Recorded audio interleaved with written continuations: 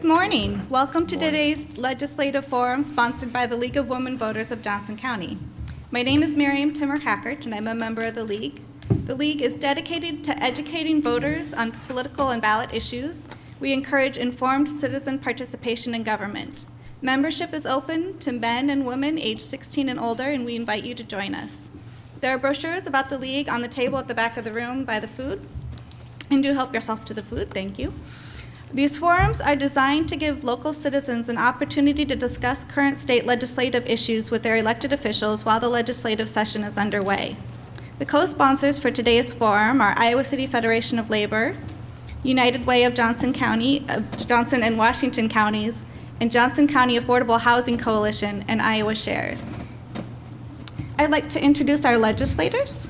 First, we have Amy Nielsen, representative for House District 77. Then we have Joe Bolkcom for Senate District 43.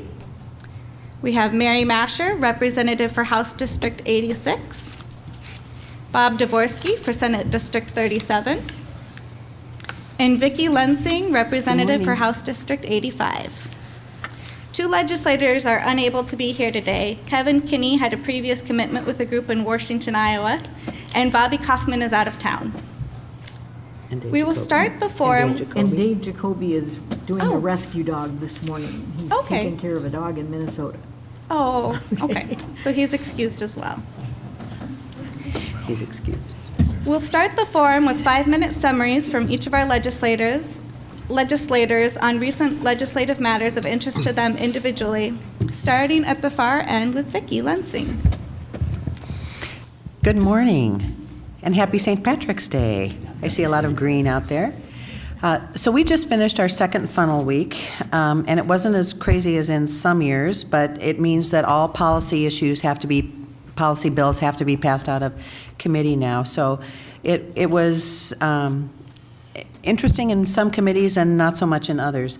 I serve on environmental protection. We didn't meet it all this week, and we don't have a lot of bills that we do, and we didn't decide to take anything new on.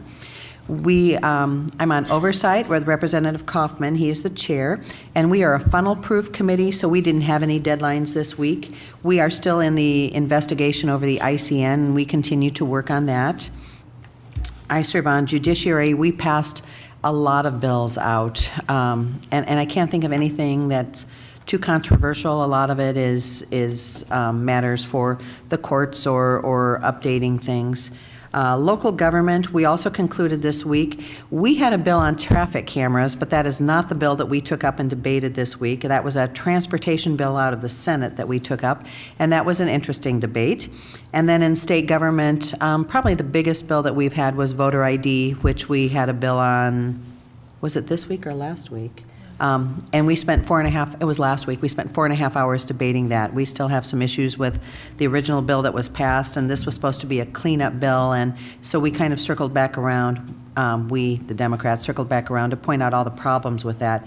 It was right after there had been a local bond issue in Des Moines, and voters in Polk County experienced problems voting. Things were being asked by the poll workers that were before they really were in effect in terms of different ID. There was confusion on what IDs were acceptable. I mean, there were just problems with it. And so to pass another bill to say we were cleaning up the system is kind of scary. We have a primary in June, we have a general in November, and clearly this bill is not working the way it was intended. There needs to be more training, and the auditors, I think, are trying to do their best, but for the poll workers, this is going to be a huge burden, and we spent several hours trying to amend it and point out the problems with this, and the types of IDs that are and are not acceptable, and the fact that people just do not understand. And also for the poll workers, misinformation they were giving out, and people being denied the opportunity to vote or being told to have to vote provisionally. Just very problematic.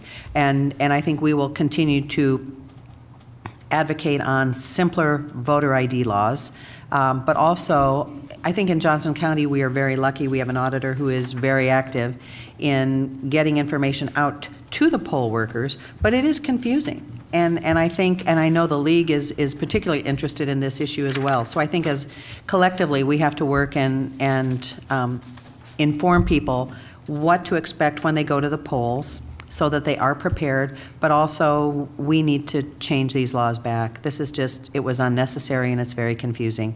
And we've told Secretary of State Pate that, but he does not see it that way. So we need to make some changes. So thank you. I look forward to your questions. Thank you for being here on such a miserable day outside, and I look forward to it. Thank you. All right. Bob Dvorsky represents Senate District 37. Thank you, and happy St. Patrick's Day.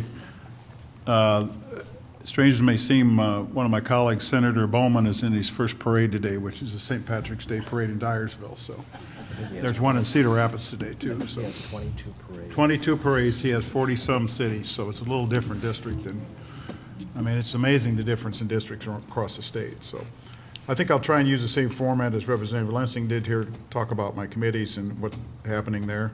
I'm the ranking member on Natural Resources and Environment. The biggest thing we've been doing there is a so-called cleanup bill dealing with, we passed the so-called water quality bill here a few weeks ago. Now this is kind of the cleanup bill to that. One of the things we're trying to do is at least get some of the verbiage in it to reflect what is totally going on, that the nutrient management plan that was passed in like 2012, that's supposed to be, and anything changed with that, that's supposed to be what they're working off of. It doesn't really reflect that in the bill, so we're trying to change that so people understand that. It improves the bill by maybe that much, so that's good, I guess. So anyway, so that will move forward. I don't know that we'll relitigate anything that we did pass in the previous water quality bill. The water quality bill doesn't really move us forward, it kind of moves us sideways. They put in a few more dollars, but it doesn't really do anything much about monitoring and moving things forward. So, state government, they've thrown anything in there, including the kitchen sink, to pass out. One of the things you mentioned, the voter ID bill, we had an interesting amendment from Senator Bisognano from Des Moines that deals with Meskwaki. The Meskwakis have their own settlement, and they're sort of their own separate nation there, but they vote in Iowa elections. So he was going to say you would be allowed to have a Meskwaki ID count as an ID. And that apparently freaked out the chair of our state government committee, because we spent 2 hours in our state government committee meeting, and it ultimately withdrew the amendment. But I don't know what's going on with that, but I think we'll see the amendment on the floor too. I think that's just sort of fair to do that with the Meskwaki, because they are an independent nation and they should be allowed to use their own ID and that kind of thing. But I guess they couldn't deal with that, so we'll have to see what happens with that. Education, we're moving forward with a lot, some areas in there. One was the Iowa assessments. We passed that on the floor to say that the Iowa testing, working with Pearson's, shall do the assessments for the state of Iowa. That's involved in a several year situation trying to get real assessments for the state of Iowa, and I'd be glad to talk to anybody about that later on. But finally, we just decided to say that we want Iowa companies involved, and maybe in a place where we invented educational assessments, that would be University of Iowa, and so that has moved forward, so out of the Senate. So the one bill that we did have in education that I thought was a bright spot, though, is the anti-lunch shaming bill that Representative Kirsten Running-Marquardt and Ashley Henson were involved in, and I'm sure others in the Iowa House, to get that moving, that stops the lunch shaming done by, I assume, well-meaning people in school districts, and does allow them the establishment of unpaid student meals account, and to allow them to use funds to pick that up. So it's been, I couldn't believe that they were actually doing that, the things that some of the districts did to students who were behind in the payment for lunch. You know, they give them like a lesser lunch, like a peanut butter sandwich, or if they're allergic to peanut butter, some other sandwich, that type of thing. Or they would stop them in the middle of the line and say they had to wait or whatever. I mean, just horrible things that I was just amazed went on. And so we're trying to put a stop with that right now to move that forward.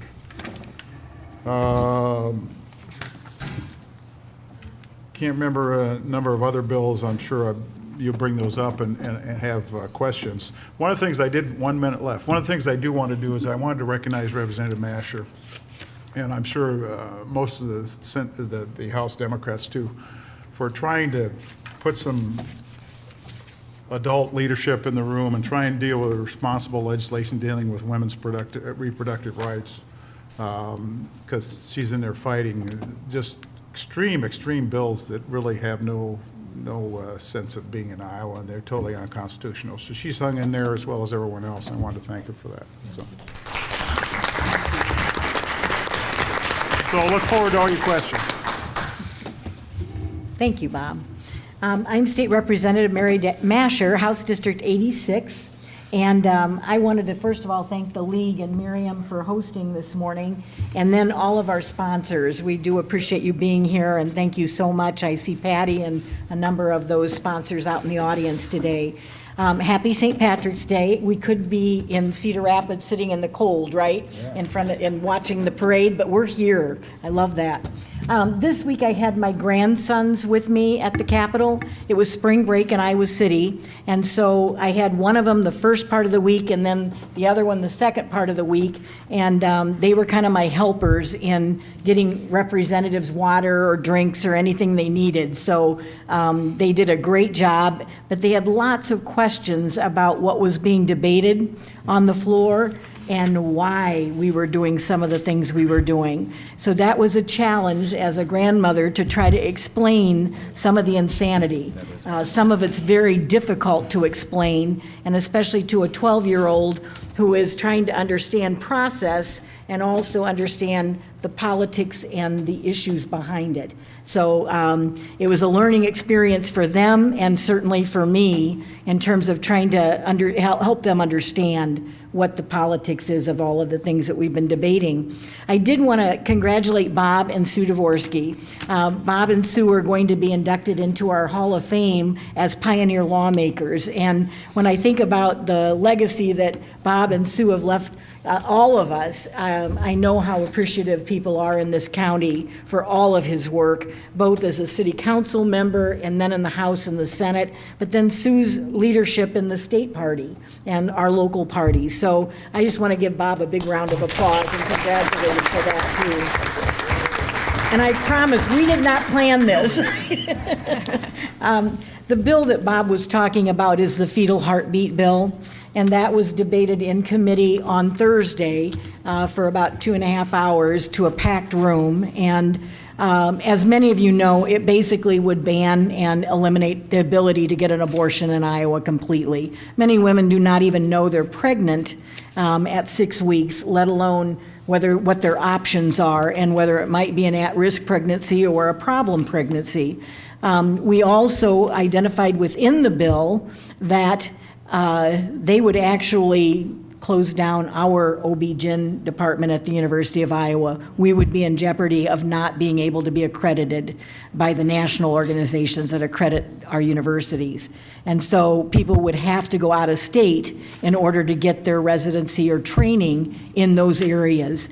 It would also jeopardize health care for all women in Iowa because those OB-GYN doctors provide so much more than just abortions. They provide all kinds of care for pregnant women or women who have problems with their reproductive organs. And so when you look at that, it would really and truly have an impact throughout the entire state in terms of the health care that we provide for women.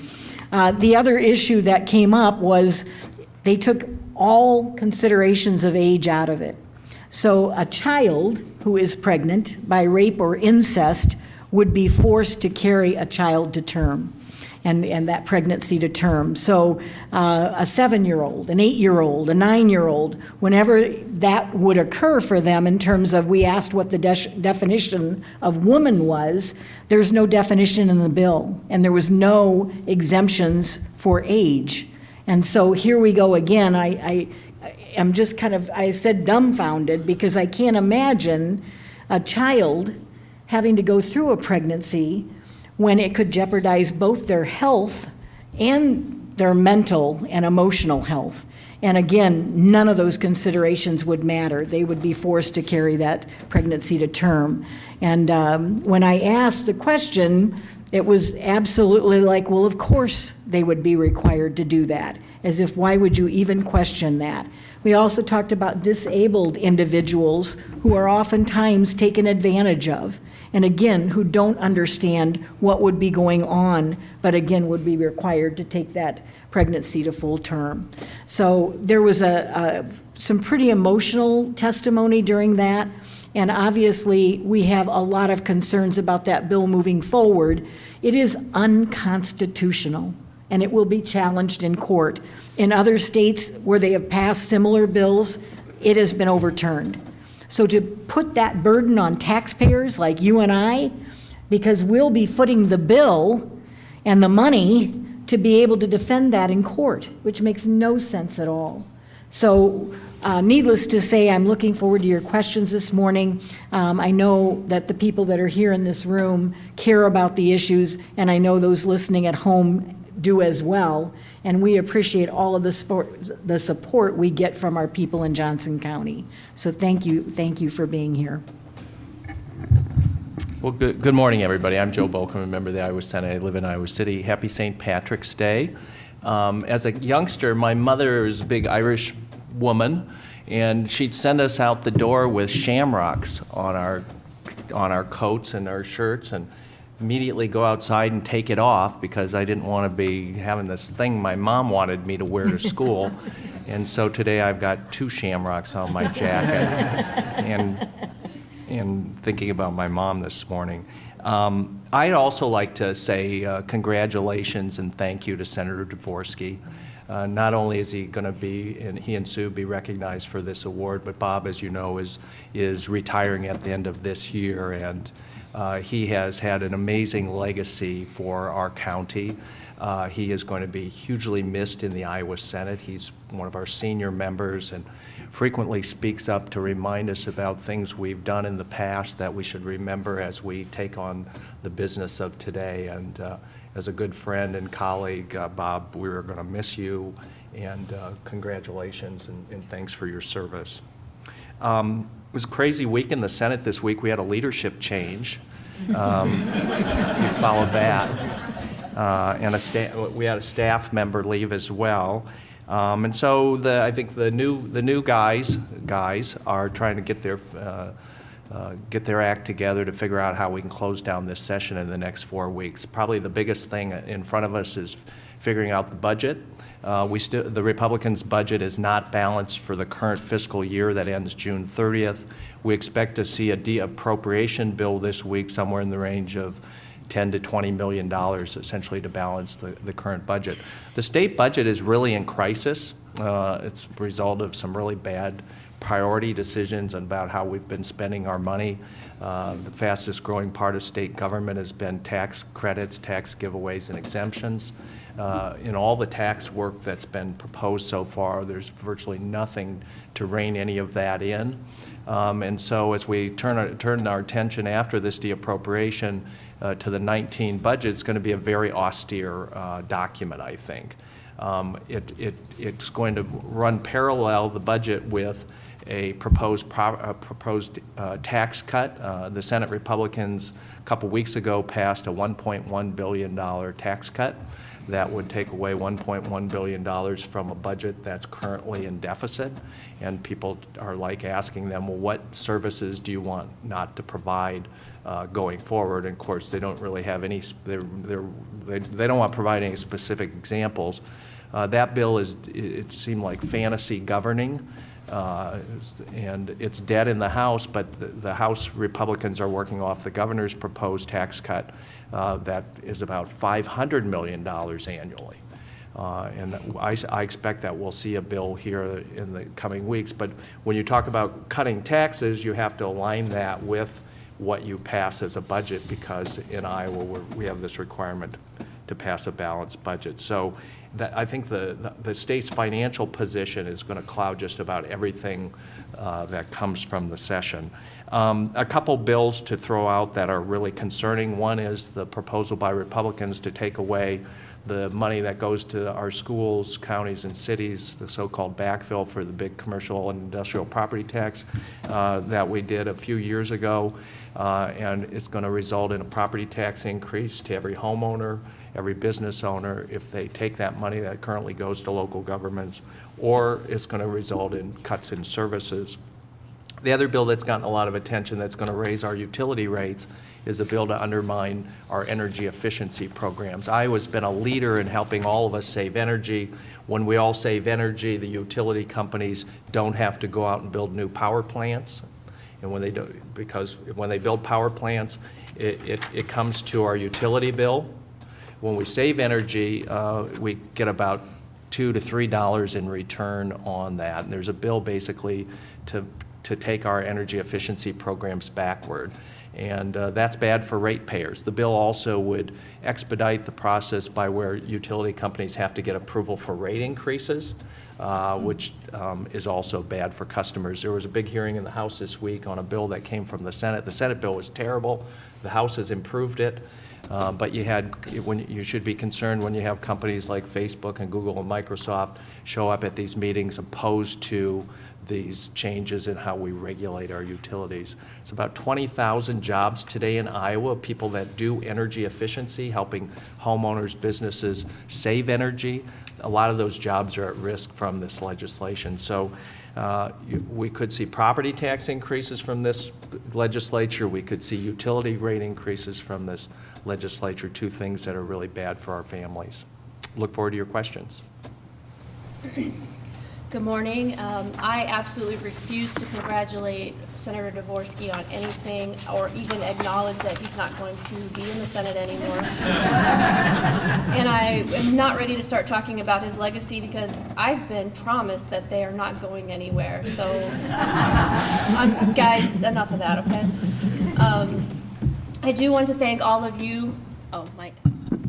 I do want to thank all of you for being here today, but not just for being here today, because I know that every one of you here has written an email, made a phone call, showed up to the Capitol this session, and has made our job a lot better. I wish I could say it was easier, but you've made it a lot better to know that you are paying attention to what's going on, that you are giving your time and your energy to help us stop some of the terrible things that are happening to our state right now. So thank you all very much for your advocacy, for your support. It means a lot to all of us. I also would like to recognize someone who has gone above and beyond in their advocacy work for the state of Iowa, and that's Scott and Leslie Carpenter. We had a mental health bill pass the House and the Senate, and a lot of what was in that bill is due to their advocacy, their tireless advocacy. I think I saw you guys up there more than I've seen my family this past session. So it is, I know. But I think we all owe Scott and Leslie a huge debt of gratitude for the things that they're doing to advance the mental health care in the state of Iowa. So I just want to acknowledge them and say thank you very much for what you do.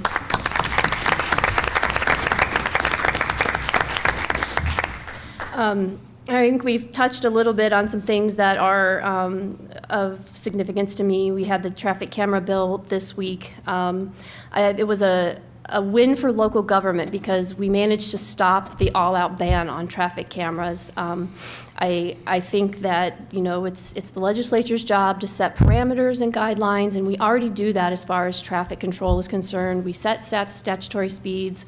It's Code Section 321.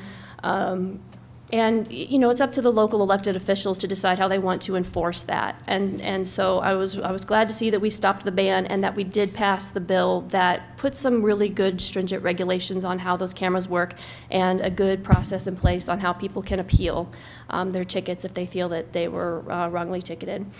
The backfill is a huge concern of mine as a former mayor.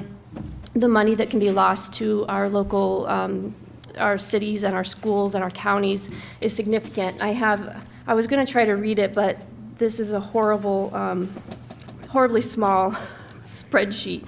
It's something like $378,000 Clear Creek Amana schools will lose in the next coming fiscal year. And then I don't think I can even find any of the other cities in my district that quickly, but it's a lot of money, and it's money that our counties and our schools and our cities are already counting on. They've already certified their budgets, and it's being threatened to be taken away.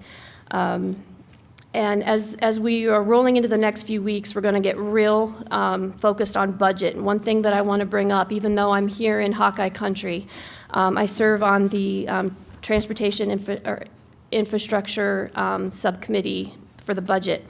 And one thing that we really need to make sure that we are properly funding is the Iowa State Veterinary Diagnostic Lab. It is atrocious.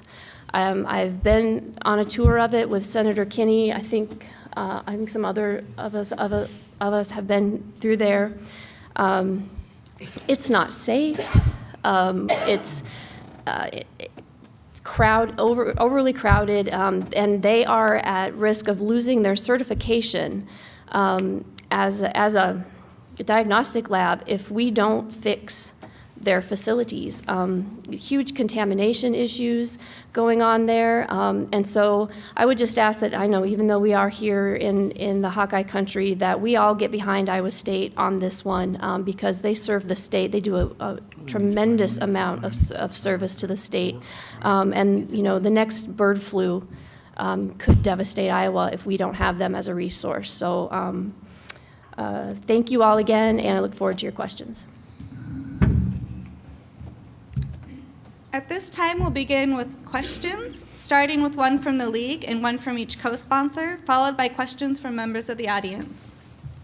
In order to maximize the number of questions, you'll be timed. Our timer's there. You have 1 minute to state your question. If after 1 minute you've not stated your question, I will prompt you to do so. Please be respectful.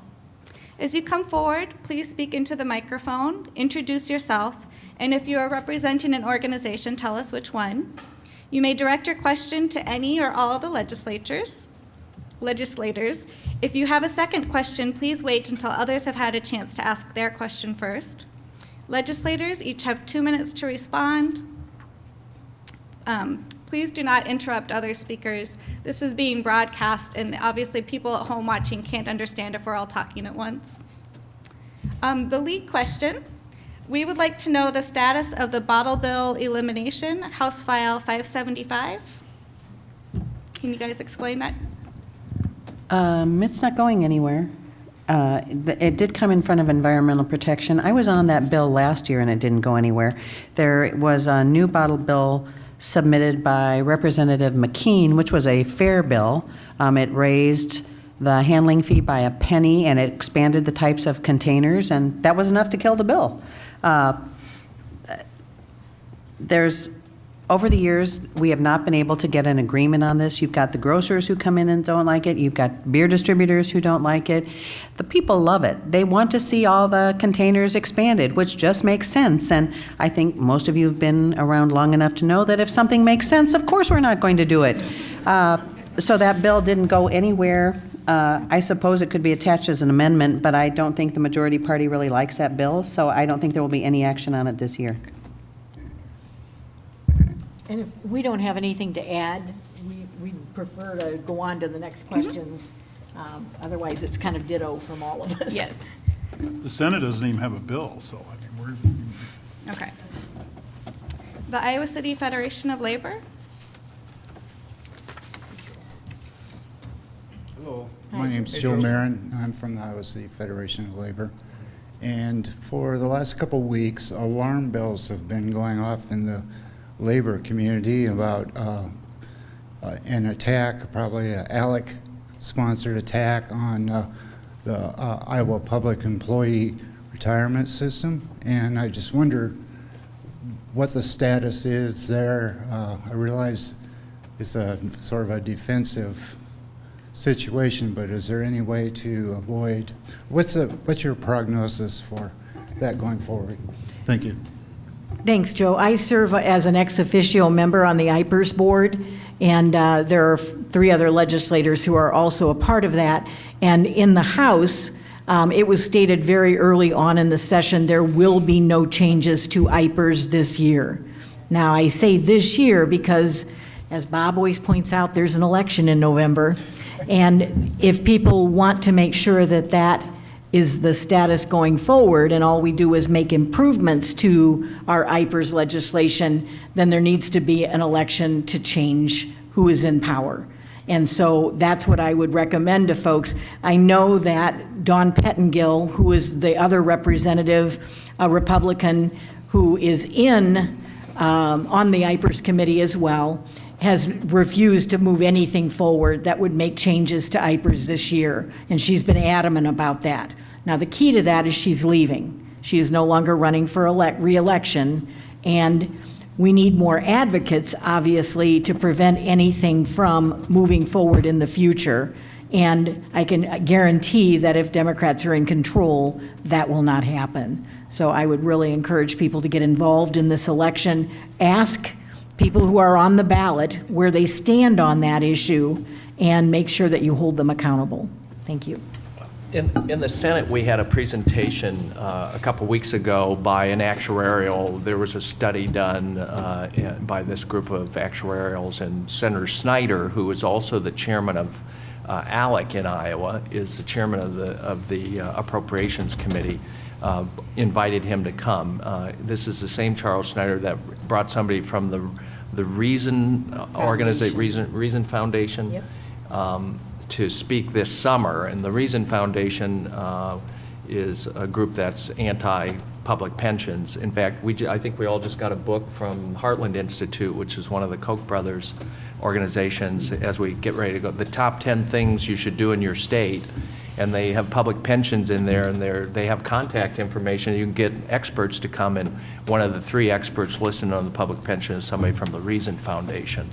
And so Charles is there's no legislation coming. He's gotten the word that ain't gonna happen, but he continues to keep the issue alive, at least as a talking point. Should be note that Senator Dix is gone, but Charles Snyder, or Senator Snyder, is the new majority leader in the Iowa Senate. President of the Iowa Senate, and he's the head of ALEC. So if you see Charles Snyder, he looks very moderate, and he works for principal, and he's an attorney, but he's fairly right-wing. So you have to be careful. Do we have a representative from United Way? Katie. All the poor kids that have been named Alec.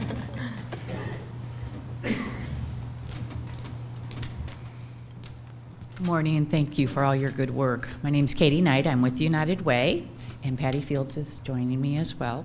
Our question today is regarding SF 2113, the bill that requires school districts to adopt protocols for suicide prevention and the identification of adverse childhood experiences and strategies to mitigate toxic stress.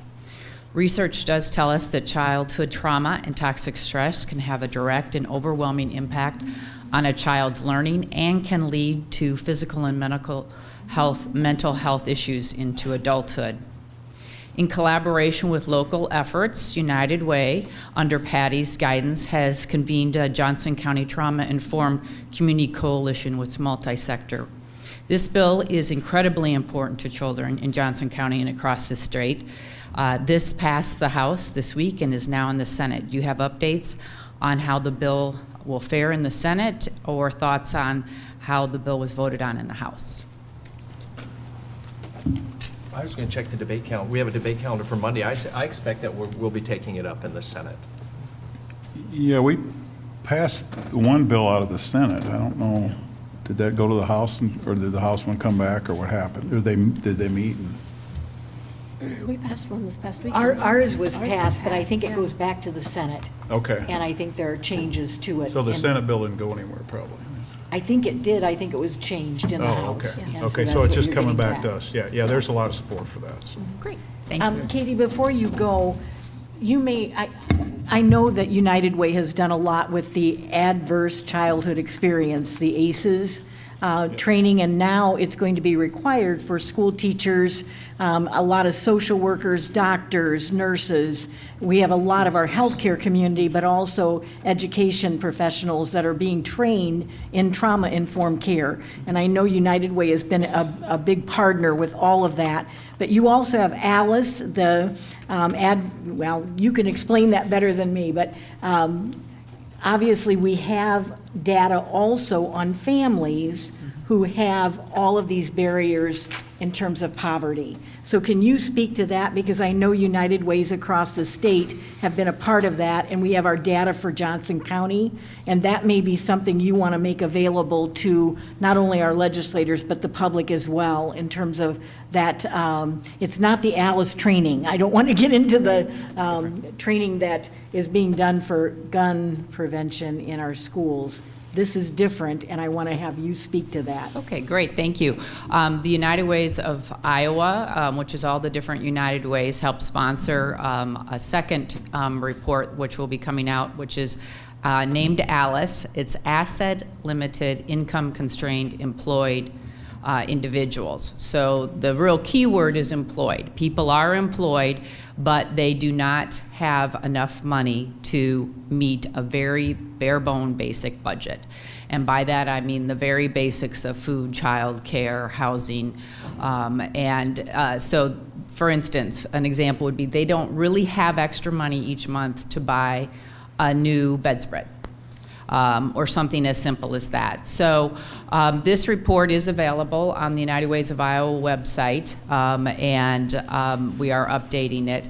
But it talks about in Johnson County that well over 30% of our families are struggling, and they are working. Many of them you see every day in a grocery store or working at a bookstore or something like that, and they just don't make enough money to support a family. It's set up in different family sizes, and so it gives you different budgets for different family sizes and makeups. If you have any questions, feel free to call your United Way of Johnson, Washington County. Thanks. Thank you, Katie. Johnson County Affordable Housing Coalition.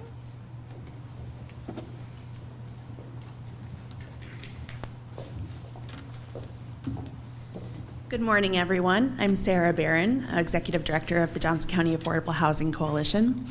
My question for you today is about opportunities for us in the future. We have approximately 15,000 households in our immediate area who make less than the median income and who cannot afford their housing.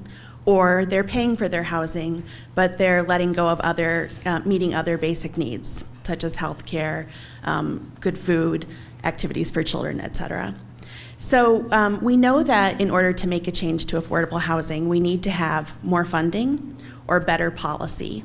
I'd like to hear from you as we prepare to do some statewide advocacy, what might be opportunities for quick wins on either of those issues, and thinking longer term what we can do to advocate for changes that would benefit our ability to improve affordable housing locally as well as throughout the state. I think one of the big things that you can do, Sarah, is educating people that this is a problem. I think a lot of people here in the state, and especially in Johnson County, maybe not quite Iowa City, but outside of Iowa City, don't understand that people are actually struggling and that we do have poverty here. So showing them that this could be your next door neighbor, this could be your kids' best friend's grandparents, and just kind of putting a face to the problem, I think would go a really long way. A lot of the times, people just don't have a personal connection to the problem, and that is a barrier to creating a solution. So I know you'll do a great job of that. Unfortunately, one of the things we do in Des Moines over the last couple of years is we kind of demonize the poor. We seem to view them as just somebody who are welfare cheats and other things, and they aren't really useful to. And so unfortunately, that obscures the whole Alice situation and everything. That's an amazing report. Everybody in this room needs to read it and see what's going on with that, and especially in Johnson County. We say 30% in Johnson County, one of the most affluent counties in Iowa, and 30% are burdened there. As far as directly about housing, you know, my other little gig, I serve in the Housing Trust Fund of Johnston County, and we've been somewhat successful in moving some things forward in that area.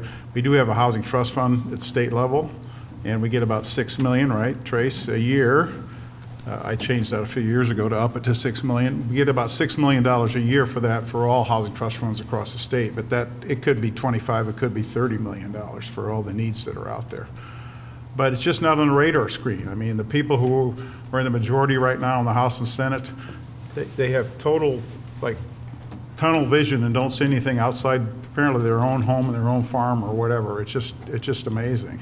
And somehow we got to get reach that public consciousness where people understand what it is, and these are actually working people who need housing across the state.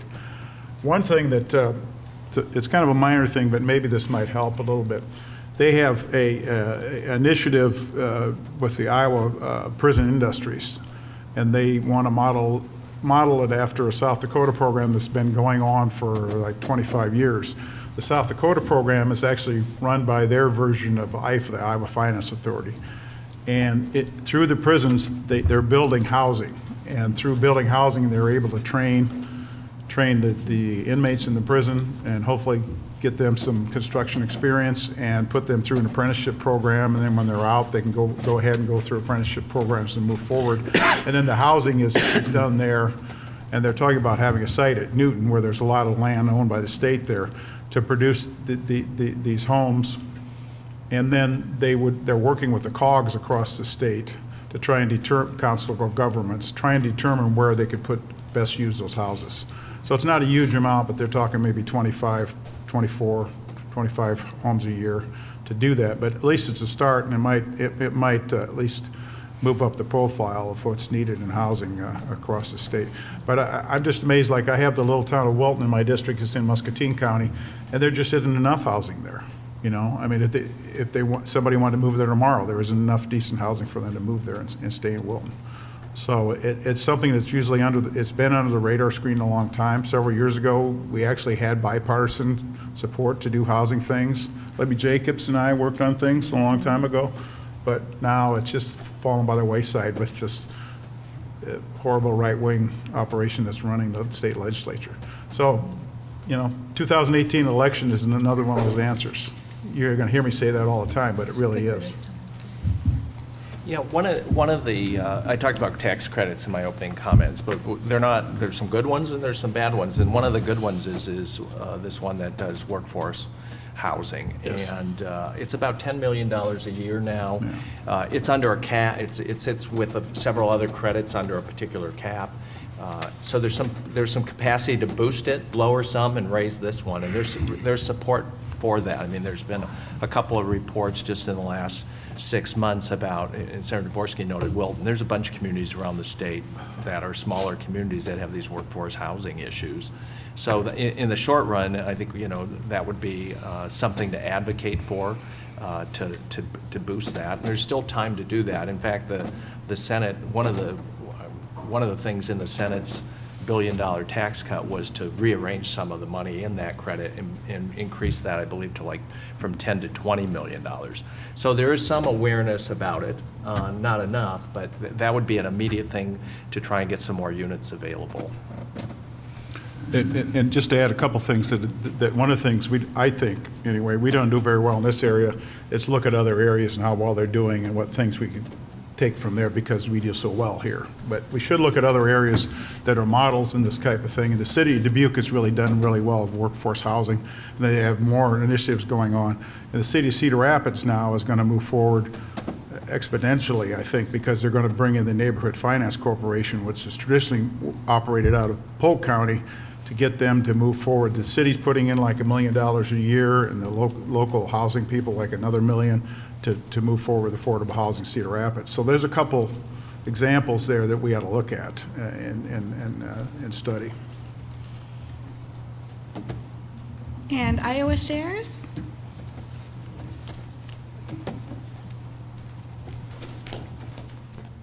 Thank you for your work in the state legislature. Thank you, League of Women Voters, for hosting this. My name is Holly Hart. I work with Iowa Shares. In Iowa's race to become to imitate some of the stupidest national state practices. I would note that the Supreme Court kind of kicked Pennsylvania's behind a couple weeks ago on the issue of gerrymandering. And I've noticed that there are at least 3 bills in the Iowa legislature, I think mostly the Senate, that would aim to institute some form of gerrymandering redistricting with a design to unbalance the actual, at any rate. So I particularly another Senate File 2346 would require county auditors to put partisan candidates on the election ballot according to the result of a governor's election, which means that everybody in an election will get the exact same format of the ballot. There's data that shows that there's some persuasive appeal to a voter depending on what they see first. So in any reliable election, the ballots are mixed. So with mixed formats. So I'd like comments about the whole, where you think these are in the Senate or House if there are similar bills, and what you might recommend in terms of addressing problems that might stem from this. Holly, I'll start with Senate File 2346. It did pass the Senate. It came over to the House and died in committee. Thank you. So it is no longer eligible for debate and will not be debated this Wonderful. year. I think everybody saw, they were teasingly saying, well, Mary, you should love that bill because Johnson County didn't support Brandstat. So all of our Democrats would have been listed first on the ballot and then the Republicans. And I said, but in 98 other counties, it would have been totally unfair and biased and as you said, partisan. So that bill, we threatened 2 to 3 days of debate if they were going to bring that up. And again, just on the basis of fairness. I mean, it didn't make any sense at all. So they did not bring that forward. I'll let others talk about gerrymandering. But I think, Mary, you need to weigh in on that because you were the one who spoke on the floor. There was a gerrymandering bill that was in the House that we debated, and Mary called the Republicans on it because it was it was about county districts. And they specifically created this bill for Johnson County. So whether it's the University of Iowa, Iowa City, or Johnson County, the Republicans have an axe to grind, and they pass all kinds of legislation directed at us specifically. And Mary called the floor manager out and said, is this directed at us? And he didn't blink an eye and said, yes, it is. So there again, and we saw this last year on other issues too, but it's local control. They suddenly don't like that, whether it's schools, counties, or cities, and they want the ability to tell us what to do. And Mary pointed out, don't you trust counties to know their own ways of doing things? No, they don't. That was a horrible bill. I mean, I was incensed, and Mary stood up and called the floor manager on it, but he didn't bat an eye, and the bill passed. Mary. It was a bad bill. I wanted to bring this up because it's a little bit off the beaten track, but around the country I know people, and I'm always able to show that Iowa, the state of Iowa, has what is called the best practice. Exactly. And we're about ready to abandon that. And how dare they? They cited that. They said, we have a fair way of doing it, but we're not going to do that for the counties. I mean, how hypocritical. And we do. I mean, I have served with Republicans in the past where we have been asked to talk about the fair system that we have in the Iowa legislature. And I think both Mary and I were concerned at the beginning of session that they would do something to disrupt that. But no, apparently they like the way we do it in the state, but not when it comes to counties. So the bill would affect, I think, the top 10 counties. and it would- Population. By population, and 60,000. which are mostly Democratic counties. It would take away, currently, the voters at a county decide how many supervisors they have, and whether they're going to run at districts or run at large. Here in Johnson County, we have 5 supervisors, and they run at large. In Polk County, for example, they have districts. In Lynn County, they have districts. So this bill basically would require these top 10 counties all to have districts, and the maps wouldn't be determined locally how the districts would be done, but they'd be determined at the state level. And it's considered, when you think about the top populous counties, they're mostly Democratic counties, And it's an attempt by some of us that think this is just an attempt by the Republicans who are now in charge to mess with the local decision-making that goes on. And I think we're going to have our hands full to stop this bill from actually becoming law. And just to add to that, our voters in Johnson County can already petition to put that on the ballot. If we thought it was a great idea, it would have been done. We have chosen not to do that, and it should be a local control decision. It should be up to us as voters whether we want to do districts or not. It shouldn't be according to the state to determine that, and that would take all of our local control away. And it's one of the reasons why we made such a fuss and voted against the bill. I mean, they talk a lot about local control, but clearly against this. I thought it was kind of interesting that there's a big debate as to who they were going after, either Polk County or Johnson, because the Polk County senators really were Pretty exercised. about this and opposed to it, but now they say it's for Johnson, so big debate over there. Unfortunately, we laugh about this, but it probably is going to pass. And apparently it's constitutional because Senator McCoy asked their county attorney whether it's constitutional. We thought maybe because they only did, the top 10 counties, it might not be constitutional, but apparently it is, so that's a problem. Holly, at this time, there's no attempt to change our state system of districting, but there are proposals out there, so stay vigilant and make sure that you hold people accountable. We have one of the fairest systems in the country. You mentioned that right at the beginning. And for our state redistricting, it'll be done after the next census, and we don't want to see that changed. It's a nonpartisan, it's been a great system for the state of Iowa, and it should not be changed. You're absolutely right. Vicki's done some press releases on that and has been interviewed by other states asking about how did you get that system in place and how can we do that? And others have emulated our law. And Arnold Schwarzenegger even recommends it. So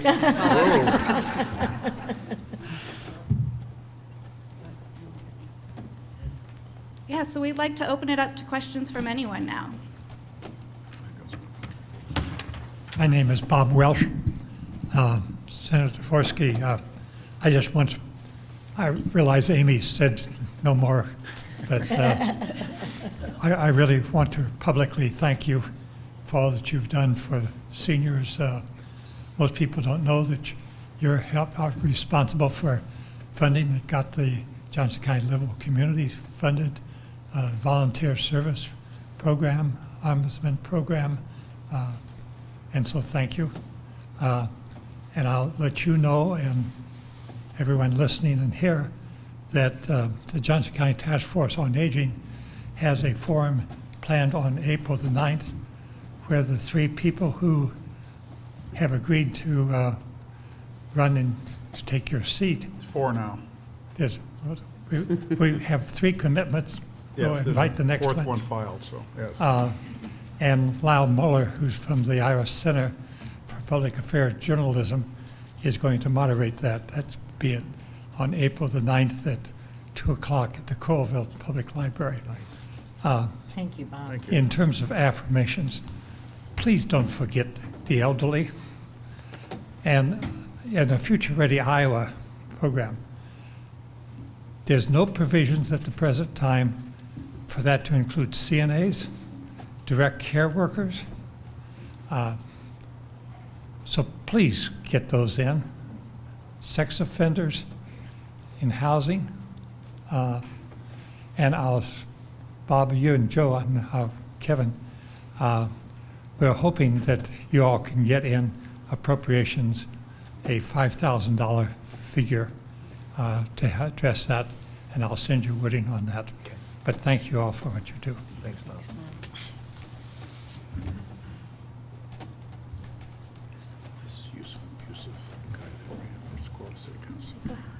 Okay, I'd like to start by thanking Mary Mascher for standing up for women and girls' reproductive rights. Thank you.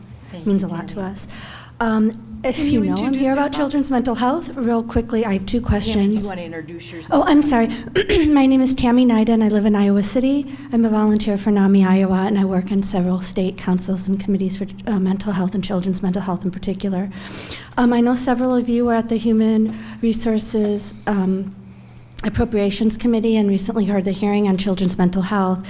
One of my questions is about the appropriations bill, particularly putting children's mental health services in code for core services like they are for adults, as well as creating a statewide board that will oversee a creation of a system within the next year, particularly area boards and moving forward. I'm curious if you could tell me where that looks like it stands within your caucuses, and I'd also like an update on what's going on with the Eldora Boys Home and the legislation that was put forward about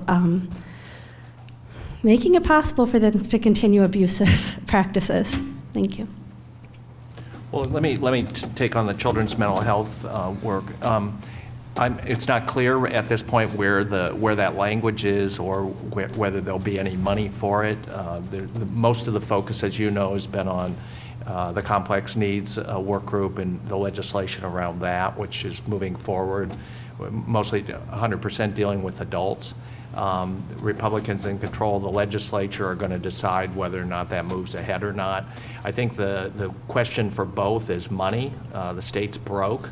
The implementation of this complex needs report is going to take an appropriation. It's great to have a good informed policy around improved crisis services for adults, but without the money, it's just going to be a bunch of words. So I'll be checking in with folks this week when we get back to the Capitol on Monday to see where that's at. But we've just not done our work at this point on moving ahead with lots and lots of good recommendations on the children's mental health system. And thanks for your work on that, but it's work that just isn't getting accomplished, as you know, in the way we would like to see it. Thank you. And Tammy, the Eldora issue is one that came up in the House, and we had a fairly lengthy debate about it because there were comments from Foxhoven, head of DHS, that the language would enable them to put Eldora under the Department of Corrections. And that is exactly opposite of what we have seen in most states where they have moved away from the Corrections Department for juvenile homes for boys. These are minors. These are kids that are between the ages of 12 and 18.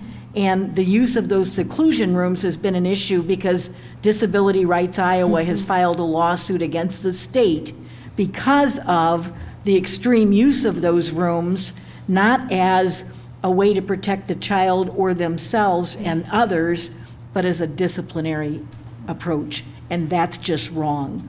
And that should never be done. And we know that from best practices and all of the data that we have on how to treat kids who have those issues and problems. We have a lot of kids in that home in Eldora, the boys' juvenile home.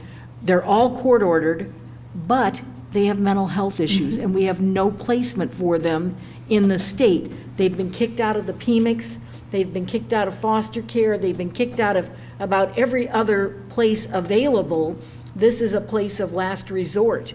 And they do not have the staff there, psychologist or trained psychiatrist, to treat these young men and these children. So we need a mental health system for children that includes treatment facilities and placements for those kids who have been adjudicated as well. And that was coming directly from Mark Day, who is the director for the boys' home in Eldora. He said we have about a third of our population that have severe mental health problems. We do not have this trained staff to help them and treat them. I just hope all of you know as you're talking about these issues, since we have no system for parents like me, we have no choice but to call the police on our kids because there's no mental health therapy places to send them. So a lot of the kids in Eldora have had interactions with the law. Some of those interactions are simply families trying to get help because there are no crisis services for kids. They're not actual crimes. So I just hope that that's on people's radar as well. We build no system, and yet we're going to criminalize the only place we end up sending them when they end up how they do without having a system. And then, it's Tammy, shameful. we wonder why they end up in prison. Thank you. Yeah. That is how we now institutionalize our mentally ill. Thank you for what you're doing on this issue.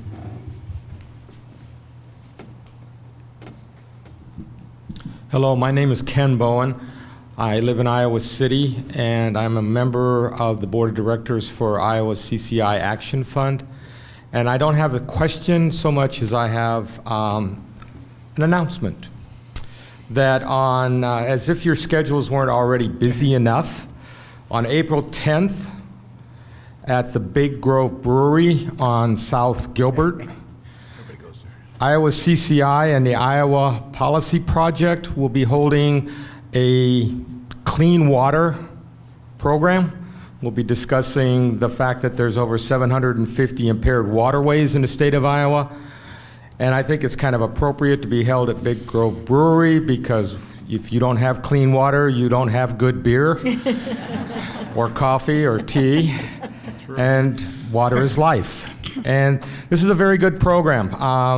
Dave Ostenberg will be making the presentation. Most of you know Dave, and he is very good at what he does.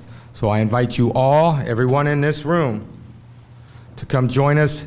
It's at 6:30 to 8 on April 10th. There will be a social hour from 5:30 to 6:30. Please come and participate. Thank you. Thank you. We had a presentation by DNR to talk about impaired waters of Iowa, and I would not wish that on anyone. I mean, those people are so bureaucratic and can't see the forest for the trees. It's just amazing how bad that is. I mean, we need to get somebody in DNR that understands that and can present that better. And this guy was better than the previous guy last year, who was worse. So. Hi, my name's Lynn Gallagher. I live near Solon. And you may know that the Animal Legal Defense Fund rates us 49th out of 50 states as far as animal protection laws, meaning we're only better than Kentucky. And, you know, the Iowa Voters for Companion Animals has been trying to get better oversight of puppy mills for years, and that got thrown in the Ag Committee, went nowhere. But at least the animal cruelty law moved forward. And I don't know if any of you guys are involved in that, but I wanted to know where it was. I know they're trying to water it down. The commercial breeders, the puppy mill breeders are trying to water it down so they are not even affected by the bill. It will improve definitions. Hoarders, there's a recidivism rate I've read of 100% if they don't get mental health care. We just had another hoarding incident in Des Moines with cats just yesterday, I think I read about. So I just wondered where that bill is, if it's going to go anywhere. I'm hoping that you guys all support it. We had one bill in judiciary at one time, but then I think they backed away from it. I don't remember that we took it up in committee. Was that a Senate file that you did? Yeah. There's a Senate file. Is this the one you're talking about, Lynn? Senate file 2181? Do you know? I think that's right, and I think it's House File 2408, This if I'm says not placed mistaken. on calendar, so it's been sitting on the calendar a long time, I think. So. Yeah, but it's yeah. Is that probably what's going to happen? It's just going to sit there? This would be Jack Whitford, Senator Whitford. Oh. He would be the answer. Or Senator Snyder. I guess it's Whitford. It's Whitford who brings it up, who's the new majority leader, so. Okay. There were people at the Capitol last week from Iowa City lobbying Yeah. on that bill, and I'm supportive of it. I think we all are. Yeah, but apparently it's being held up, so Jack Whitford. Okay. Again, Senator Whitford has control of what comes up. Thank you. He's the answer. Sorry, I'm cheating, but this is the more Iowa Sharesy question to ask. And I'm sorry, I don't know the status of this bill, but this is Senate File 481 that would withhold state funds from cities that have stated that they will not comply with ICE. Can you tell me about that and where that stands and what may or may not happen with that bill? We passed it last year. It's a Senate file that came out of the Senate last year. We opposed it. Yeah. It's in the House, and I'm not sure. It passed through committee, and it has not yet been on the floor. So we're hoping maybe it won't be, because we've guaranteed them another 2 to 3 day debate. Oh, good. Good job. Hi, Scott Carpenter Scott. from Iowa City. Representative Nielsen, thank you for your kind words. I appreciate it.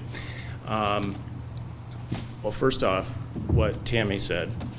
And secondly, children grow up to be adults. I know that's not a shock to you, anyone here, but mentally ill children grow up to be mentally ill adults. If you don't treat people in the adolescent years, they become more costly, more dangerous. There are a variety of reasons for treating children with mental illness. There are 142 or 143 beds in this state for children. That is shameful. There are 25 in MHIs. What are we doing? If you would like to have legislation, come talk to us. We will help you, give you those ideas. Please, if you have any ideas on how to get those bills in front of the Senate or the House, and you have Republican co-sponsors, talk to us. We will help you with that. Thanks. Thank you. Thank you. Good morning. Julie Schropp from Swisher. Thank you for allowing us this opportunity. I'm not sure if I'm referencing the right bill. In response to the budget crisis, Senator Mathis, I believe it was Senate File 2061 for a state employee retirement incentive, which I believe was shot down. I was wondering if you have any words on that or if it may be reintroduced in the future. Yeah, I think it was an early retirement incentive. Correct. Yeah, I don't think it's going to go forward, the Republicans. Right, I knew Yeah, it wasn't going to go. Do you foresee that becoming something that might go forward Well, in the usually next those things session? are suggested when we're in budget crisis. Right. Right, to retire people and Correct. get them off the payroll. Right. And we're in a budget crisis. You would think that the Republicans might take a look at that, but at this point, I don't see it happening. They didn't even consider. Yeah. Okay, thank you. Yeah.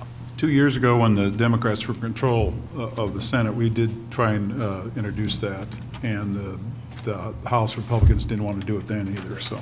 It's a double-edged sword. I mean, over the last 5 or 6 years, we've lost some people to retire. I mean, we have some of our most skilled people just like fleeing state government because of what's, the kind of morale and workplace, they're just not, they're fed up. And we need the experience of many of those people. Of course, people do retire, but I'm not for shooing people out any sooner than we have to. We have, hundreds and hundreds and hundreds of fewer state employees trying to provide the services to us. And when we lose skilled people, it's impactful. Correct. The other comment I would just have to add is, as a state employee, your morale issue is right on the head. And a lot of them have talked. If they decide to do anything with diapers, a lot of them are going to go. It's important for us to thank you. As a state worker, they oftentimes are unnoticed, unappreciated, and not recognized for what they do. And so thank you, and please share that with your fellow employees. We appreciate you. Thank you. With the mental health thing, I work out here at Oakdale, and the mental health crisis is a crisis. Something needs to be done. Thank you. Good morning. Adam Robinson. I'm the Executive Director at the Rape Victim Advocacy Program, or RVAP. Appreciate the space this morning and to be amongst like minds. Appreciate the discussion already about adverse childhood experiences and the efforts to try to improve our response and prevention and support. So at RVAP, obviously our focus is on sexual assault. And we partner closely with the Domestic Violence Intervention Program throughout our 8 counties, certainly here in Johnson County as well. A year ago, the budget that passed cut $1.7 million from victim services. That landed on RVAP with almost a $400,000 cut, and we lost 15 staff. So it's greatly impacted our ability to provide the services that our community needs. I don't really have a question because I know that all of you at the table have done a lot on behalf of survivors, so I thank you for that. In addition to the gratitude, really just to offer a prompt for you to be able to speak to the work that you're doing and have done to make sure that victims of violent crime continue to have access to the life-saving services that they deserve. Thank you. One of the things that was brought up in Justice System Committee about victim services is some of the Republicans said that the cuts didn't have any effect on cutting jobs and programming, which is just not true. I mean, they actually said that, so I don't know how you deal with that. I did get an amendment passed on the de-appropriate bill that said that the Attorney General's office couldn't cut those programs in the Attorney General's office. So I don't know if that stays in the new DiaPro bill or not, but anyway. Hi, my name is Pat Bowen. I'm from Iowa City, and I too echo all the thanks that you people do in Des Moines because it's difficult work. It's difficult for me to read the weekly letters I get from Senator Bolkcom and Mary Mascher because it's so depressing. But I just want to ask a general question about how difficult will it be if we pay heed and elect more Democrats, which, you know, here in Johnson County, it will be hard to elect more other than Jody Clemens, which I hope that she does win. But how difficult will it be to undo a lot of the damage that has happened over the last 2 years with Republican control and some of the extreme bills? You talked about, you know, constitutionality, but just how difficult will it be in general? So with a trifecta, if we can get both the House and Senate and the governor's office, we can undo a lot of the damage. Seriously, that's what needs to I think happen. that message needs to get out to people because a lot of people feel like I do. We're so depressed, you know, like we can't undo anything. So it is more important than ever to be energized and to help in areas where they cannot elect Democrats as easily. They can, but they need our help. And so there's a Flip It group that has been working, and they are helping with targeted House races and Senate races in terms of being able to identify where are those races, where are they winnable, and then how do we provide money, volunteers, the door knockers, phone callers, all of that grunt work that it takes to get somebody elected. And we're looking at each of the districts very carefully, identifying where to put our resources and making sure that we get those people elected. That's what it's going to take. Thank you. I think it'll take that, but I do question your premise there because maybe you should talk to this. He's your senator. Senator Kinney just picked up an opponent out of Washington County, and she'll be tough. So he's going to need help, and that's not a heavily Democratic district. In fact, if anything, it's maybe that much Democratic. It's mostly Republican, except for North Liberty and a few areas here. So Kevin Kinney is a great legislator. He needs our help, and I don't understand why people in Johnson County aren't more behind Kevin Kinney. I think that's a travesty that he does such a great job, and people here say, oh my, we can't go to North Liberty. So I would really say Flip It's a wonderful thing, but we need to maintain Kevin Kinney, and people need to help him first, and then you can go to work for Flip It. But please know, we have a long list. Every week, we're adding another bill that we need to undo, so it's not unnoticed. I mean, last year was horrible, but this year we've done equally bad things. So we are trying to keep a list of all the bills that need to be reversed. And one more quick question. Does it do, because I have two very good Democratic representatives, does it do me much good to send you emails to say, vote for this, vote for that, even though I know you're going to vote for that? Or am I just loading up your inbox for no reason? Or do you use that data? Like I got 1,500 emails about this. Which is better, to email you or not? I love to hear from my constituents, so Okay. you email me. Okay. And I quote you on the floor a lot. So. And please feel free to send to all of us. Absolutely. Well, and on the trifecta, you know, getting the governor, we've got terrific candidates. The House, congratulations to the House Democrats. I think they've got 95 opponents for 100 races, a historic number of Democrats running. 75, the Republicans recruited only 75, and the Democrats recruited 95. So that's a really good start. The Senate map's a little tougher this cycle, but you know, winning the governor and the House stops all the crazy stuff, right? We might not be able to get right to work in January of 19 reversing things. We might, but some of this stuff, you know, that we've spent most of the morning talking about really bad stuff that would be dead if one of the branches was controlled by Democrats.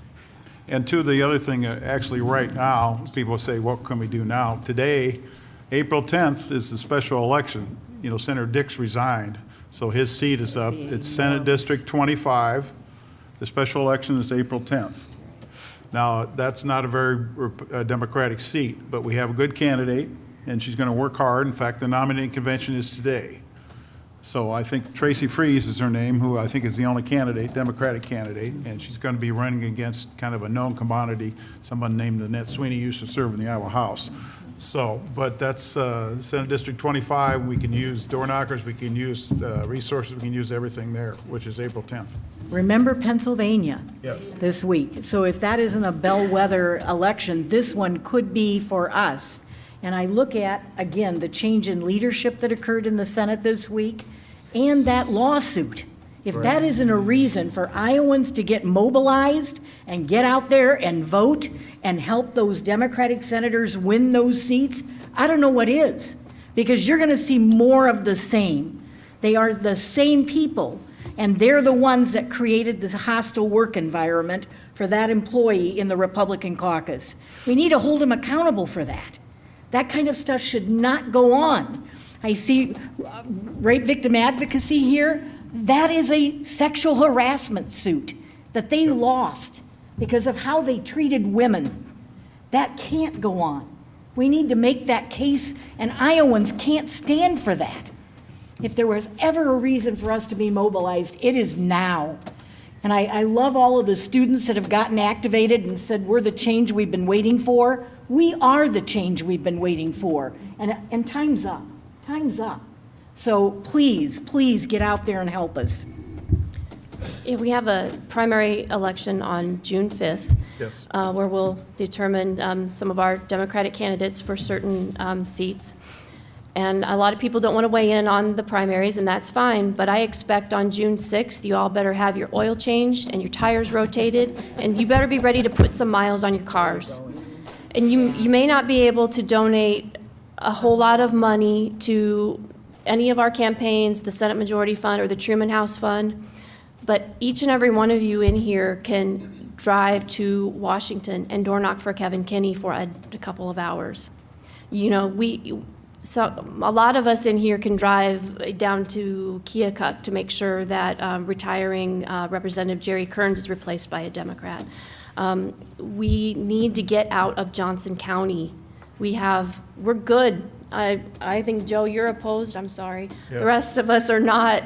You know, we love your support. We don't need your help in this election. We need to be out other places giving people help. So please, please get your cars ready.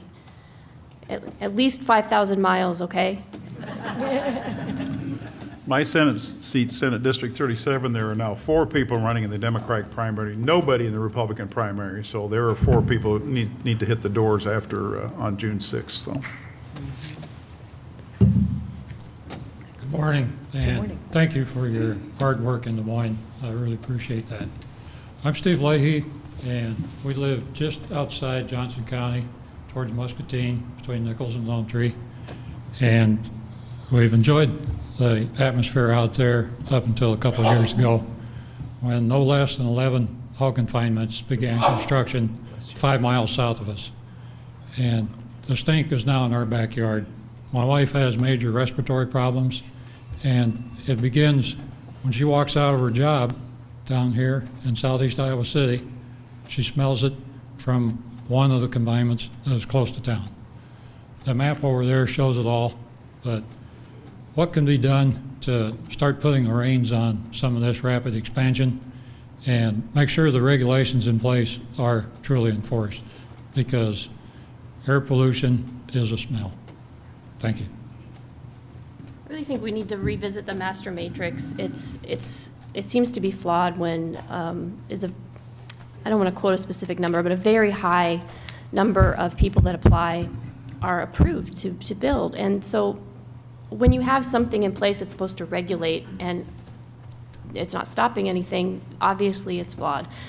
So I believe the first step is to revisit the master matrix and get some better guidelines and restrictions in place. And I think we also need to go after the bad actors, because there's a lot of really good pig farmers out there, and there's a few of them that are really creating a bad name and a bad environment. You know, it's something that Iowa needs. It's a major revenue maker in Iowa. But we need to crack down on the bad actors who are not following the guidelines and discipline them. I mean, I think there's just no accountability right now in our system. So that would be where I would like to start. Yeah, the master matrix is this thing, this scheme that was put together by the legislature that has the Department of Natural Resources basically approving, I think, nearly 100% of the applications for confined animal feeding operations. And we pretty much have a system that is self-policing, that ag producers are, with the way the law is, there's not much, there's not many barriers to pretty much whatever they want to do. And until I think we have the more leadership from the ag community to come forward and begin to come to the table, basically, because it's about impossible to pass any kind of regulatory scheme to improve the matrix without ag interests coming to the table.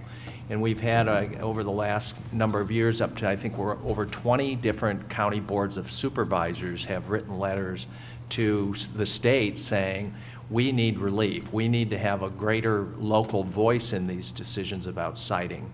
And they've largely been ignored. And when you think about some of the counties, I mean, these are county supervisors that are farmers, that are Republicans, that are writing these letters to the legislature saying, it's time to make some changes. And here we are. There's been proposals for moratoriums on more construction until some of this is addressed. And of course, that's not going to happen. But we really, what's lacking at this point, I think, is some leadership from the ag community to come to the table on some basic things that there's some pretty good agreement on siting location, on distances, and in a variety of other things, ownership structures that really, really need to be addressed. And at some point, you know, kind of ignoring this, the ag community writ large ignoring this, at some point this is going to come home in a way that they're not going to like. So it's just a very difficult circumstance for the legislature to deal with.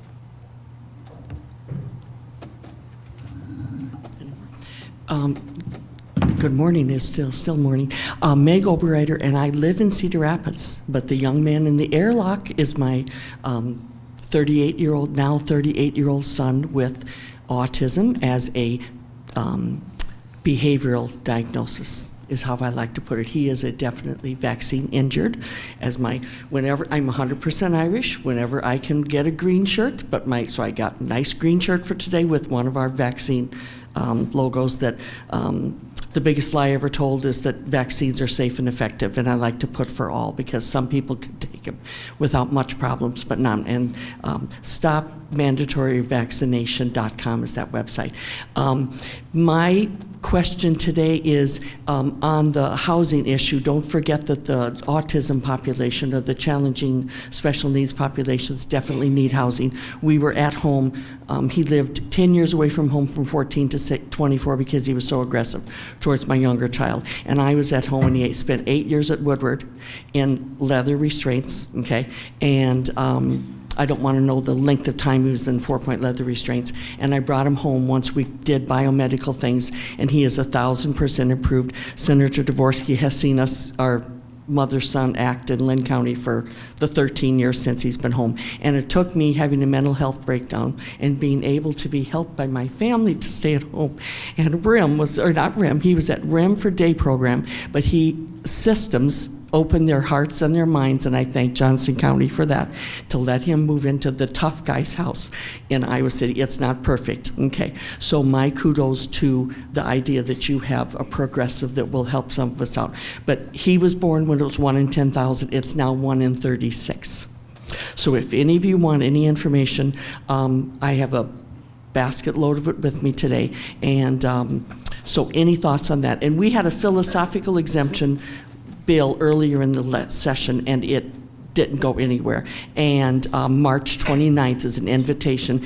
Informed Choice Iowa, we will have a legislative luncheon, and we will have food from Whole Foods. So no question, just an open invitation, March 29th, and you'll all be getting information. Thank you very much. Thank you. Hello. I'm Susan Enzel. I'm from Iowa City, and I'm a retired psychologist. And as a psychologist, I believe very much in the importance of consequences. And as a result, there's so many bills that the Republicans put forward that there are consequences to the cities, the counties, the individual, but not to the state. So I'm wondering, Mary, is it too late to introduce some amendments to that bill that would require anybody, girl or woman, who is pregnant 6 weeks or longer to have a baby that otherwise they would have aborted. What are the consequences of the state? Are they willing to provide a stipend to that girl mother, to the child on a monthly basis going forward until that child is an adult? Are they willing to guarantee that that child will get tuition-free college education? Are they willing to provide health care, the equivalent of what all the legislators have to that child and that mother, mental health care, physical health care?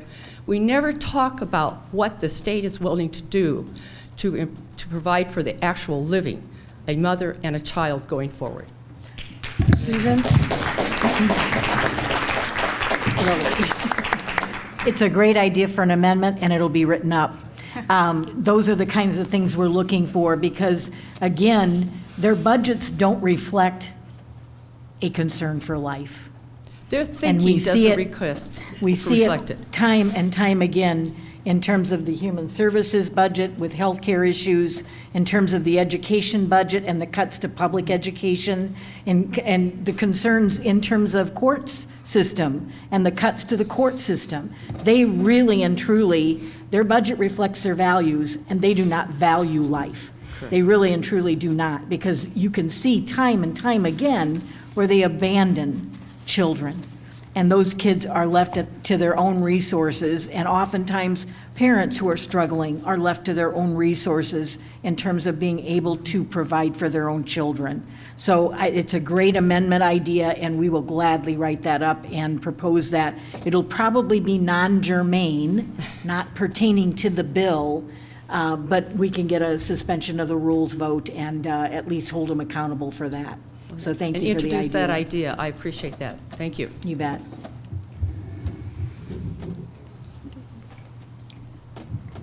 Should we do one more question? Does that sound good? Hey, Mike Healy from North Liberty. I know you're going to be addressing the budget and what I call the backfill towards the local governments and the property tax relief. When that was originally passed, it was the backfill was supposed to be a short-term fix because the change in the tax structure would take and generate the economic growth. Has there been any empirical studies that say how much or how little economic growth has come from that? And has that been part of the debate in the House or the Senate? Well, a couple things. When it was passed, I think everybody here, with the exception of Amy, was there, and I don't think there was any expectation about how long the backfill would go on, right? I mean, the Republicans kind of were like, they didn't want to backfill anything. They just wanted to cut taxes and leave local governments to cut the library and not fill potholes and all the things that local governments do. So it's only recently the kind of revising the history that the House Speaker yesterday said, we only agreed to do this for 5 years. Well, you're just making that up. We've requested repeatedly from the Department of Revenue and the Legislative Service Agency, like an impact on what the impact has been, because it was passed. When it was passed, the Republicans said this was going to be a big job creation effort. And when you look at how the money flowed, if you have a Main Street business here in North Liberty, you might be benefiting anywhere from $3,000 to $4,000 to $5,000 a year in your property tax reduction. And that money might be used to upgrade your storefront or put some new windows in or do something to the property, right? But you're likely not going to go out and hire more people unless you're selling more shoes or more haircuts or more services, right? That's kind of how the economy works. So it was kind of a phony argument. The bigger retailers like Walmart's and Best Buy and Home Depot that got very big property tax cuts, unless they're selling more plywood and more screws and more doors, the kinds of things, they're not hiring more people either. So a lot of money left Iowa. And we're talking about $150 million of money that's going to go away, that's going to have to be made up by all of us through higher property taxes, or the library is going to be closed on Saturday, right? I mean, you're either going to cut services when you take that money away, and of the 150, about 60 million goes to our local schools. And the way the formula works for schools, the school board here in Iowa City is going to go out and get the money because they're allowed to. It's about $5 million actually to Iowa City, Johnson County, and the Iowa City Community Schools that is going to be lost in this process. So the long answer is, there's no data to show that this has resulted in any kind of like job creation opportunity. It hasn't really shown up in like more businesses being created. You know, the notion that when we cut taxes, somehow economic growth just magically happens. It's a phony assumption. And so I think what we're going to see is just that cities are going to have to scramble here, counties are going to scramble, and school districts are going to get their money, and we're all going to see higher property taxes as a result of walking away from this backfill. I pressed LSA several years ago or a few years ago to try and come up with some sort of way to determine that. And they said that without hiring some great economic, thousands of dollars, they couldn't figure it out. So, because there's too many changes in the tax code and everything else, it's too complex. So I don't know if you could come up with something like so-called dynamic scoring they have at the federal level, where they sort of make it up maybe, but you know, they're unable to determine that. So I don't think it actually works, but it certainly is going to help the cities and counties if we cut the backfill. And I understood it was 10 years and then it was going to run out. That's what I thought the bill said. I thought so too. We need to double check that. No, But the multi-residential taxes are phased out after 10 years. I mean, Right. we cut commercial industrial property taxes 10%, and then we cut apartments. Apartments were taxed at 100%, and we said we're going to tax them like we tax your home, which is taxed at roughly 50% because of this thing called the rollback. And over 10 years, we're going to take all the apartments from 100% down to whatever residential was, and we're in like the 5th year of that now. And that was $90 million when we passed it, $90 million worth of money going to local governments that we said we're not going to backfill that part. So cities and counties have been eating that part of the rollback. But that's the only thing I believe that we said we were doing for 10 years. But there's my recollection, and there's nothing in the legislation that was passed that says we're going to only sustain the backfill for a specific amount of time. And the speaker was on TV last night on Iowa Press, said, well, we said 5 years. Well, it's not in the bill, so maybe 10's not either. So we don't. Yeah, I don't think 10 is either, and it ain't 10. If it is 10, that's 5 years from now. Is this the 4th year or 5th year? 5th year. This is Fifth year. Thank you. Thank you. Hi, my name's Lynn Gallagher. I live near Solon. And Representative Nielsen wanted to talk about chronic wasting disease last time, and she didn't get asked a question, and it was too busy, and there aren't any more questions, so I don't know if anybody else is interested, but I'd like to know. Thank you. Chronic wasting disease, yes, it's not good. We had a bill in our Natural Resources Committee that actually named the DNR as the official department that was in charge of monitoring and eliminating or trying to treat diseases in our wildlife, and the bill addressed a lot of different things. It addressed fish and deer and things, but the one thing that I took out of that bill was that is the most dangerous yet most overlooked thing right now in the state of Iowa is chronic wasting disease. There's absolutely no way to cure it. You can't kill. It's called a prion. Oh, this is great. It's a protein, and you cannot get rid of it. You can't. I mean, fire doesn't do it. There's no vaccine. There's no medication. Nothing will kill it. So once it infests an organism, oh man, a minute. Okay. That's it. That animal is going to die, and it was believed that it was only contained in the central nervous system, so brain, spinal cord. As long as you weren't harvesting or transporting that, you should be safe. But there are new studies. There are new studies out, and there is a study going on right now that is showing that it's not just the central nervous system. It also is in the sympathetic nervous system, and it also can be passed on in utero. So we have 4 or 5 counties right now that have documented cases of chronic wasting disease. There, Wisconsin and Missouri, I believe, also have quite a bit of documented cases. The bill that we passed allows for meat from those areas to, oh, come on. No, Amy can have my time, too. Okay. Thank you, Mary. Allows for the meat that, if you go to Wisconsin and you hunt and you want to bring that back, even if it's from a known area with chronic wasting disease, you can bring that back into Iowa. Well, we don't know for sure that that's 100% safe. Okay, it's not proven yet, but there is a pathway for chronic wasting disease to be transmitted not only to humans but to swine. And if we were to contract chronic wasting disease in our swine population in Iowa, we would be devastated, especially if we don't fund the Iowa State Veterinary Diagnostic Lab. We'll need it more than ever. Yes. How do you like that? Yeah. So it's a huge concern that I think not very many people are aware of, and I know I didn't know anything about it until this bill came up. So I've been urging my fellow lawmakers, especially those that aren't in rural areas, to learn more about it, because once it hits, and there's nothing you can do about it. So thank you. Did it? Well, yeah. I mean, it's an important thing. Did it originate on deer farms? I know we used to have deer farms like canned hunting or whatever in Iowa. Are those gone now? I think I read that we had to reimburse them when they had to get rid of their herd. What's going on with that? There's still there are still herds, deer herds and private populations, and then there's still wildlife populations, and it's prevalent in both.